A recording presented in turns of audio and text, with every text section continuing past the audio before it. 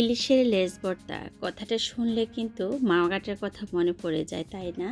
Hello everyone, আসসালামু আলাইকুম, welcome back to my channel.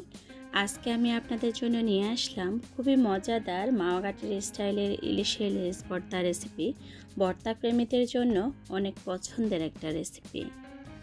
ইলিশ মাছের লেজের ভর্তা পছন্দ করে না এমন মানুষ খুঁজে পাওয়া যাবে না। যদিও পাওয়া যায় হাতে গোনা হয়তো বা দুই একজন, কিন্তু আমরা বাঙালিরা সবাই কিন্তু ইলিশ মাছ প্রেমী। ইলিশ মাছের লেজের ভর্তা বানানোর জন্য এখানে আমি 3টা বড় সাইজের ইলিশ মাছের লেজ নিয়ে নিলাম। এখানে দিয়ে দিলাম সামান্য পরিমাণ হলুদ আর লবণ দিয়ে আমি ম্যারিনেট করে রেখে দেবো 30 মিনিটের জন্য। ফিরে আসলাম 30 মিনিট পর। চুলায় একটা ফ্রাই প্যান বসিয়ে দিয়ে দিলাম আমি সরষের তেল। যে কোনো ভর্তা বানানোর ক্ষেত্রে কিন্তু সরষের তেল দিতে হয়, আর তাছাড়াও বিশেষ করে ইলিশ মাছের সাথে কিন্তু সরষের তেল বেশি যায়। তো আমি সরষের তেলে এগুলাকে ফ্রাই করে নেব, এপিট উল্টিয়ে এগুলা ফ্রাই করে নেব খুব ভালো করে। আমি জানি না এখনও পর্যন্ত আমার কোনো প্রিয় ভাই বোনেরা আমার সাথে আছেন কি না। যদি কেউ থেকে থাকেন তাহলে প্লিজ ভিডিওতে একটা লাইক দিতে ভুলবেন না। আর যদি মনে করেন আমার এই ছোট্ট চ্যানেলটি সাবস্ক্রাইব করার যোগ্য, তাহলে অবশ্যই চ্যানেলটি সাবস্ক্রাইব করে চ্যানেলের পাশে থাকা বেল বাটনটি অল অপশনে প্রেস করে রাখবেন। এতে করে যখন আমি নিত্য নতুন ভিডিও আপলোড করব সাথে সাথে আপনাদের কাছে নোটিফিকেশন চলে যাবে। চাইলে আমার ভিডিওগুলো যে কোনো সময় আপনারা দেখে নিতে পারবেন। বিশেষ করে আজকে প্রথম যারা আমার চ্যানেলটি ভিজিট করতেছেন, আমি তাদের উদ্দেশ্যে বলছি প্লিজ চ্যানেলটি সাবস্ক্রাইব করে চ্যানেলের সাথে থেকে যাবেন।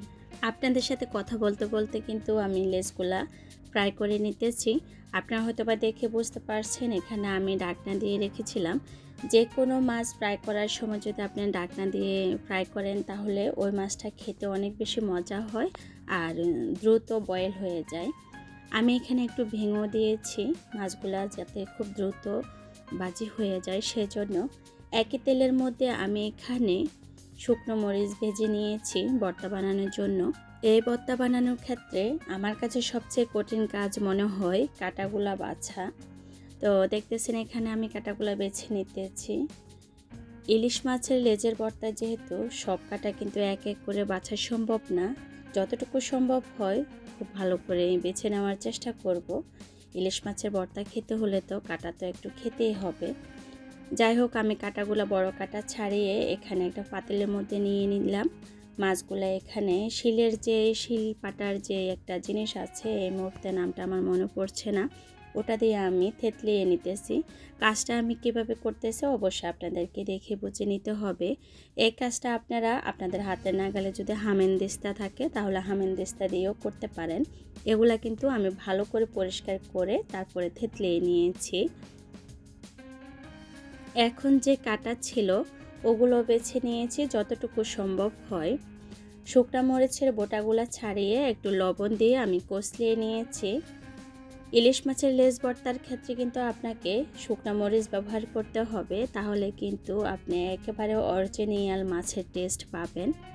আরেকটা কথা না বললে নয়, মাওয়া ঘাটের মামারা কিন্তু ইলিশ মাছের লেজের ভর্তাতে অনেক বেশি পেঁয়াজ ইউজ করে।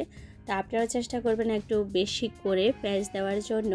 আমি এখানে কাঁচা পেঁয়াজ ইউজ করেছি।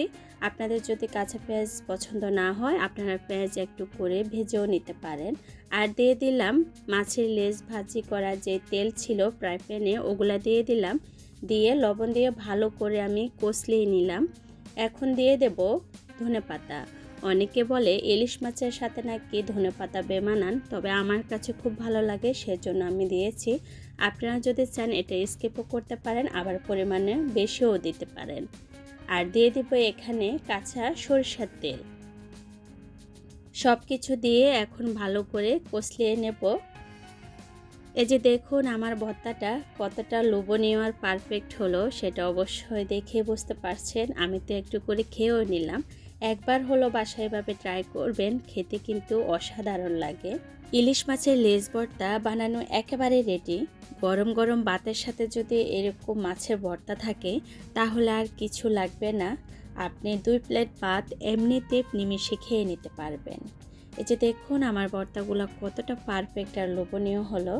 আজ এ পর্যন্ত, সবাই ভালো থাকবেন, সুস্থ থাকবেন। আসসালামু আলাইকুম।